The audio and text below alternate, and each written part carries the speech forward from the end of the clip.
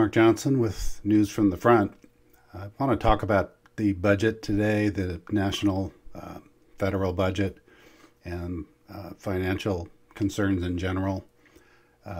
We've just concluded a quite vicious political campaign for the presidency, and we've seen this hotly contested issues between the president and the press, between the radical left, which has taken over the Democrat Party, and the Republican Party, which is still somewhat fractionalized, but generally is united behind the principles of conservatism in some sense of the word, fiscal conservatism, as well as some of the other things that Republicans in principle have supported in the years past.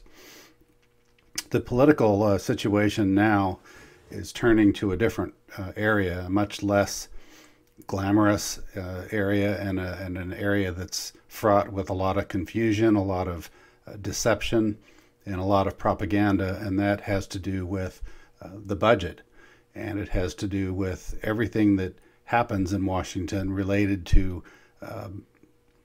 various programs, various initiatives, are all affected by the financial situation of the federal government at this point. And to some extent, the states are playing a role in this when it comes to Obamacare, when it comes to spending on roads and Medicare and things like this. So the states are definitely in the equation.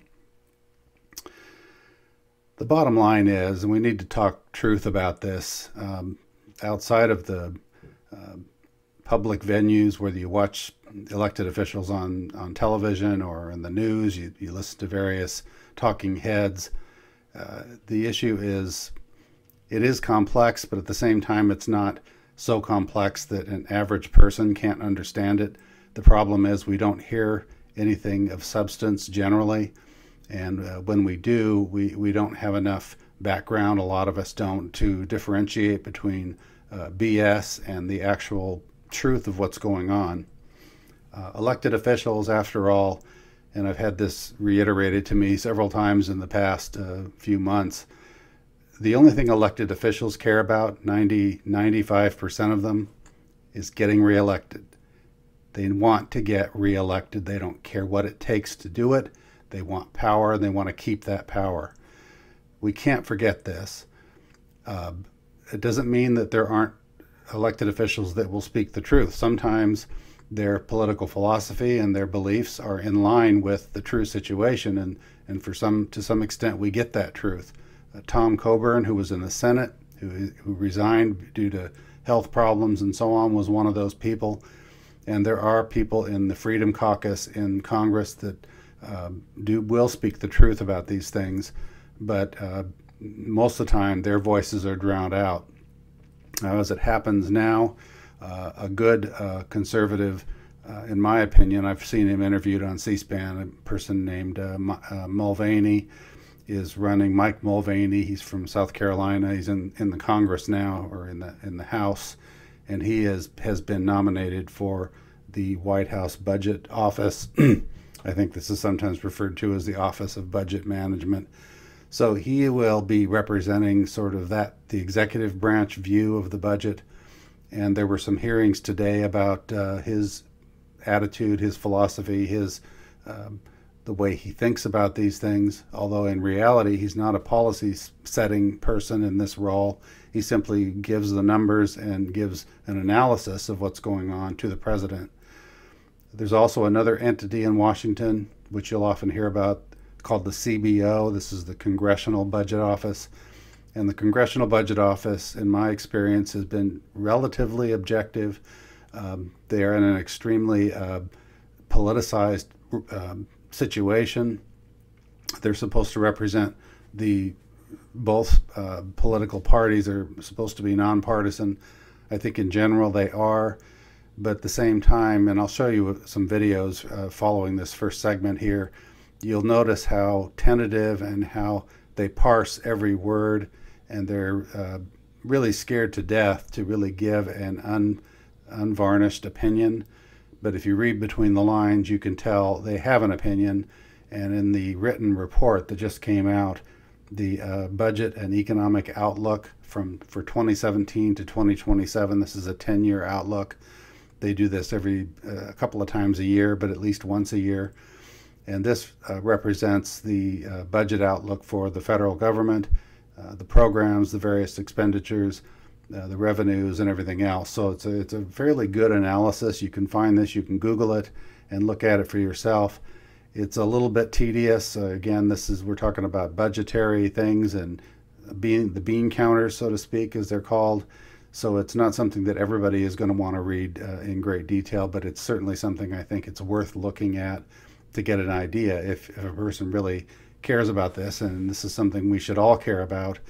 At the end of the day, the budget, the expenditures, the priorities of the national government are something that affect every one of us. They affect us in terms of what our politicians do, what our politicians tell us, and what's going to happen to us, our families, our children in the long run as well as in the short run.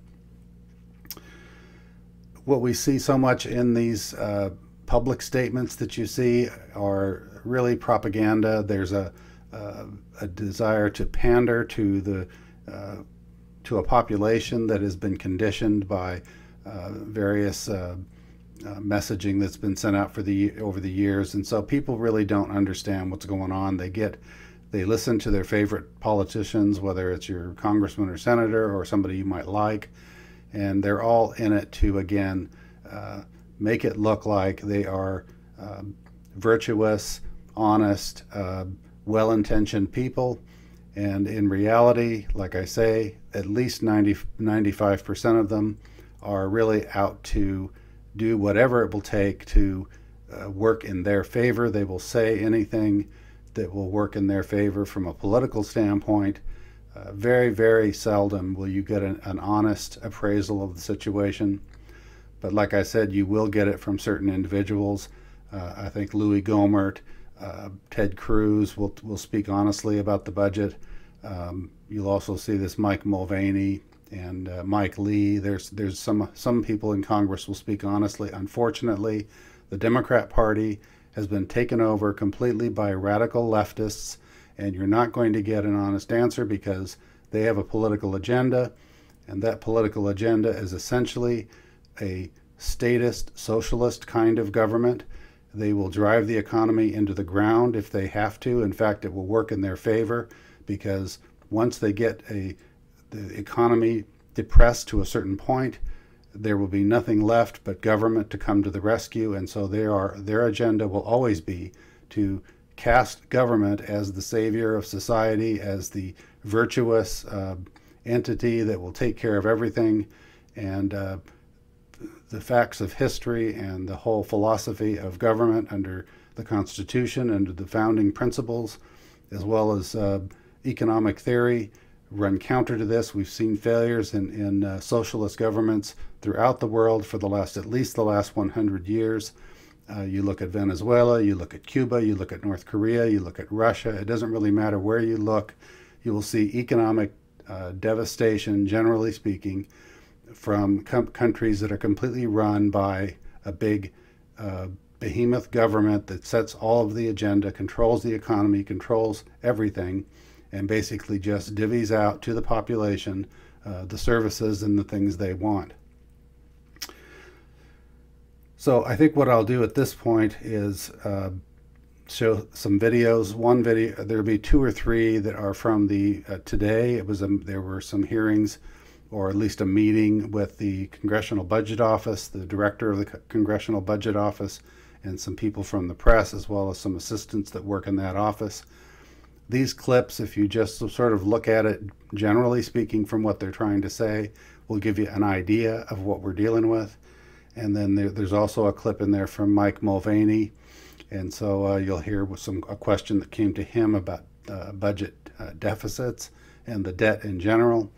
And then after that, I'll speak to a little bit of what some of this means and where we go from here. Obviously, the sort of change we'd need to really change our future, 20, 30 years down the road, are pretty significant. And whether it's discretionary spending, whether it's taxes, whether it's mandatory spending, pretty significant things I think need to be done. And the sooner we start on that, the better, because when the demographics really kick in, starting in just a few years, we're starting from a very high level of debt. So that's a really important thing. And to give you some idea of this sort of comparison, the interest payments alone right now are about 1/5 of the size of all of mandatory spending right now. And in 10 years, there'll be over half the size of mandatory spending just alone under current law. So we've got some really serious, even just interest payments, we've got some really serious problems, let alone the issue of very quickly growing outlays outpacing revenue growth. No, it's not really a significant change. And I think that's perhaps notable in itself, to be honest, because we're on a difficult path with the deficit and the debt. And nothing's happening under current law that's going to change that trend right now. It's a pretty significant trend. So we did obviously update some of the economic numbers and some other things, but the basic forecast really hasn't changed very much, and it still shows a coming problem at some point. Well, I think a lot going forward really depends upon how comfortable Congress is with the level of debt, how determined they are to have an impact on that, and how quickly they want it to change. Obviously, under current law, the debts are at a pretty high level for the next few years. It's going to hover around where it is now, but it's going to start going up at some point. How quickly they want to deal with that is sort of up to them. The sooner, of course, they try to deal with it, and the more they deal with it early on, the less trouble you have later. That's something we've been pretty consistent on. So the sooner you make change and the bigger changes you make, the better results you're going to get decades down the road. I don't know about the specifics about particular things. I think we are talking about a significantly large debt going forward, and we do probably need pretty significant changes eventually that really take up quite a big chunk of revenues or spending or mandatories or discretionary. Certainly one of the things that you can see going forward is we have, under current law, discretionary spending really isn't growing very quickly, and that's going to become a smaller and smaller piece of the budget going forward, already under current law. So it makes that I don't know if it's going to make it a more difficult thing for policymakers to target that or not as a result. From Janet Yellen to every witness that appears before this committee, what level of debt is acceptable and what level of debt is dangerous? Nobody gives me a coherent answer. I'd like to hear how you're going to approach that question as you prepare budgets. Let me see if I can do that. Because I think I got asked earlier. You may have been out of the room. There is probably some disagreement as to the specific level amongst some of the academic research that I've seen. I've seen numbers ranging as low as 65% of GDP to 105% of GDP. And that's for publicly held debt to GDP. Correct. I think we're talking about the same thing. And it seems like the sweet spot, for sake of the discussion, is about 85%.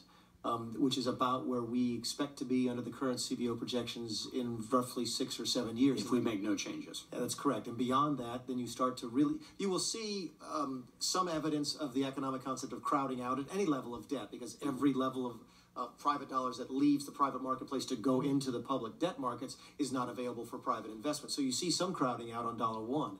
But the real question, I think your question, is at what point does that sort of really start to negatively impact? I could put it to you that there's a negative impact now because we're spending $400 billion this year on interest instead of spending it on programs that y'all might prioritize over interest. But states spend money on debt and families spend money exactly. on debt. Right. So I think the best I can do to answer your question is say that the evidence that I've seen so far would indicate that that point of no return may be 85% of GDP. Thanks for answering the question. Thanks, Mr. Chair. I'm back. I'd like to show just a little bit about the some of the information that I have about the way that the elected officials talk about budgets and talk about anything for that matter. This first slide here was in a hearing today talking about health care and Obamacare and the replacement of Obamacare. Here's a Democrat speaking about healthcare across the world in different countries, Western countries in general. And it's really a sort of insidious, deceptive way of presenting things. And most people will watch this kind of thing and draw the conclusions. He will lead them to draw a conclusion that is really not correct. And in fact, it's really not helpful at all. So in this diagram, if you look at in this area right around here, there's some blocked striped squares, and he's indicating there that those people on the X axis here is the life expectancy, and on the Y axis he's talking about health spending, and he's saying most countries are falling in this range here, which is relatively in the 80 to 84 years old range, and in the spending of $3,000 to $5,000 a year, and that's where most countries fall. And then he shows the United States. Here we are way out here, spending at over $8,000 annually, and we've got life expectancy somewhere in between 78 and 80. Well, what is this telling us? He would suggest that we need to continue to fund from a deficit spending point of view, to just pour money at the problem. But it doesn't really make sense. I mean, here you've got us spending twice as much as other countries, and you've got us at an average lifespan that is less than other countries. So it really suggests to me that there are other reasons besides financial that is impacting on people's life expectancy for any number of reasons. There just isn't really a way to connect the dots necessarily. I'm sure this gentleman here, Mr. Whitehouse, would say that we should have some kind of socialized health care, but I think that's really not a logical conclusion just based on this chart. And this is the kind of thing that is really confusing to people. It's duplicitous or deceptive, and there really is a lot of analysis that should be put into the healthcare debate that we should think about in terms of quality of healthcare and in terms of lifespan. We have probably the best medical care system in general in the world, but the question is access to that care. Just because we have government paid health insurance, that health insurance doesn't necessarily help us if we have a huge deductible, if we have a huge monthly outlay, and if we can't get doctors to accept that insurance. So the whole thing is kind of a fraud. I mean, we really need to be talking about, what can we do in a market economy to get the benefits of competition and to lower the cost to the administrative function of healthcare, and to allow a more competitive system where we can have insurance across state lines and so on. So there's all kinds of special interests and all kinds of other factors playing into this. On the debt itself, I'll just show this chart here. This was from the CBO report today, and I'm seeing a little bit of a difference in the facts from what I've seen, but if you look here, you're seeing a debt to GDP. So the gross domestic product is a metric that they use. It's the value of all services and products produced by the country, and then it's talking about the total operating debt held by the public as a proportion of the gross domestic product. So we had, after World War II, we had a high debt to GDP ratio, but that immediately plummeted down as the economy got better and as revenues grew, and we had a fairly stable situation until approximately the end of the 1980s. It started to go up, and after the 1985, it dropped back down as we had some economic growth in the tech sector and so on, and then it grew again dramatically in the first decade of the 2000s. A lot of that was due to several things. One would be just policy under President Bush, which was not economically or fiscally sound. You also had a huge amount of debt derived from the war. So really we didn't see anything from a Republican president that was going to help us in any significant way. And of course, after President Bush from 2008, it actually skyrocketed an enormous amount, going up to where it is now at approximately 80, almost 80% of our GDP. I'm a little confused because when I look up the GDP numbers, I'm seeing GDP at around 19 trillion a year, and I'm seeing our debt at around 19, close to 20 trillion dollars. To me, that puts us at 100%. There might be some way of looking at this that I'm missing, but it seems to me we are already in a critical situation in terms of debt, GDP to debt.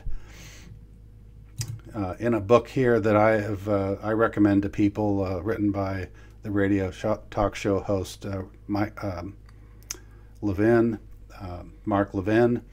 The book is called Plunder and Deceit, and it's actually it's a little bit dry to read it, but it is actually a relatively short read, and it's compact and densely researched with a lot of the information about all the different social programs, Social Security, Medicare, and the debt in general, and how this debt has piled up and is really an immoral act by the part of prior generations to dump a lot of these obligations and a lot of the ramifications of this deficit spending on our children and on our children's children. And this is going to be a horrendous burden almost no matter what we do.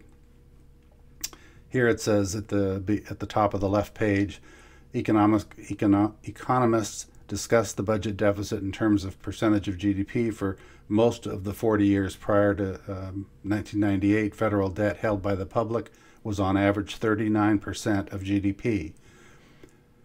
But when the unprecedented deficits that began at the end of the Bush administration exploded at the beginning of the Obama administration, that's in the first decade of this century, and swelled further during the course of the Obama administration, the total amount of federal debt held by the public in 2014 rose to nearly 74% of GDP. And if you remember, Michael Mulvaney's statement was there was a point of no return. His estimate was around 85% of GDP, and yet based on what I know and what I've looked at when I Googled the numbers, it looks like we're already at 100% of GDP. So I don't know how to resolve that differentiation, but we're at least in the neighborhood of 80 to 85% at a minimum. That's based on the CBO report to me. And this estimate was done in 2015 based on 2014 numbers. Here we are 3 years later, and the debt has continued to pile up. It says here, assuming that current laws remain in place, and this is what the CBO always uses, is current laws. He says, including the so-called Budget Control Act, federal debt will reach 103% of GDP by 2039. I think it's clear right now, unless something changes, it's going to be a lot sooner than 2039. It may be, in fact, in the next 5, 6, 7 years, even based on just the, I would say, conservative estimates, if laws don't change. And of course, even if laws do change, the question is, are they really going to correct this problem? There was also a statement made by a Professor Kotlikoff a few years ago. He was a consultant or a professor talking about the economy of the United States. And on the top of the second page there, it says, quote, he flatly stated that, quote, our country is broke. It's not broke in 75 years or 50 years or 25 years or 10 years. It's broke today. Indeed, it may well be in worse fiscal shape than in any developed country, including Greece. He condemned Congress for cooking the books. Congress's economically arbitrary decisions as to what to put on and what to keep off the books have not been innocent. Successive Congresses, whether dominated by Republicans or Democrats, have spent the post-war accumulating massive net fiscal obligations, virtually all of which have been kept off the books. And if you read this book, you'll get a lot more detail on this, but this is the way it is. The Social Security Trust Fund doesn't exist. All that money has been taken out and put in the general fund. Social Security is virtually the same way. Social Security disability is completely broke. All that's in there now are IOUs. So there is technically a ledger entry for Social Security and for Medicare, but these funds basically have no money. So they have to be taken out of current revenues. And we are currently spending on average, in the last couple of years of the Obama administration, we were close to $1 trillion in debt each, in deficit spending in those years. And it's been somewhere closer to 500 billion, between 500 billion and 900 billion the last couple of years. So we're still on a terrible trajectory in terms of debt spending. So the question is here, where are we going? And I think that we're looking at a situation now where we are on the laws of economics are not much different than the laws of physics. You have a certain amount of money, you have a certain amount of debt, you have interest on that debt, you have operating expenses, you've got some expenses that you have to do. These are considered mandatory. You've got also unfunded liabilities such as Social Security and Medicare. And then you had Obamacare, which actually was melded in with Medicare so that a lot of the Obamacare subsidies came out of the Medicare system. And it's a complete screwed up financial, economic, fiscal mess. If we get to the point where too much of our income is revenues are spent to service that debt, right now the debt is serviced at around 2%. Historically, as you'll notice I think you listened to the complete hearing with Mulvaney, you'll see that the average cost to service the debt is around 5%. So we're at historic lows. It's almost inevitable that we're going to see the service cost of the debt go up. And as it goes up, the amount of discretionary movement that we have available is going to go down to practically zero. What will happen then is nothing good. And as the director of the CBO said, we have to do something now. The longer we wait, the more disruptive and the more dislocation in society we're going to see. And we could see a fiscal crisis, a financial crisis. This is what drove the original depression in 1929. This is what almost drove us to a depression in 2008. A financial crisis will crash the country and create a situation of which we've really never seen. We are at an extreme risk, I think, at this point, looking at these things. Some terms that I think it's good for everybody to know, just to have an understanding if you want to at least have a fairly informed view. Know what GDP is, gross domestic product. Know what operating debt is. This is the debt that has to do with the annual accumulation of debt. So if we spend $7 trillion and we only have revenues of $6 trillion, we're going to have a $1 trillion deficit. It's just that simple. Now, the debt or the obligations that are off the books are considered unfunded liabilities like Social Security and Medicare, and they are not on the books. Yet the obligations there are in the hundreds of billions of dollars a year, going up as people retire from the baby boom generation and so on. And so you're going to see those numbers have a huge impact on the budget going forward. So that's the operating debt is accumulated. And so we were at the beginning of the Obama administration, we were at around 9-something trillion. And now 8 years later, we're at around $20 trillion in operating debt. That's a 100% increase. Now, granted, we had issues with the financial crisis of 2008. We had a lot of things that were done to try and recover, but we were throwing money at the problem in the trillions in government spending.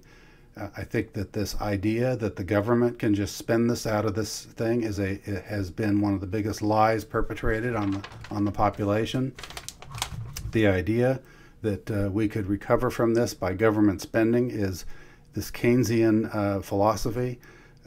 We were led to believe this that somehow Franklin Delano Roosevelt brought us out of the Depression from government spending. It's not true. It's absolutely not true.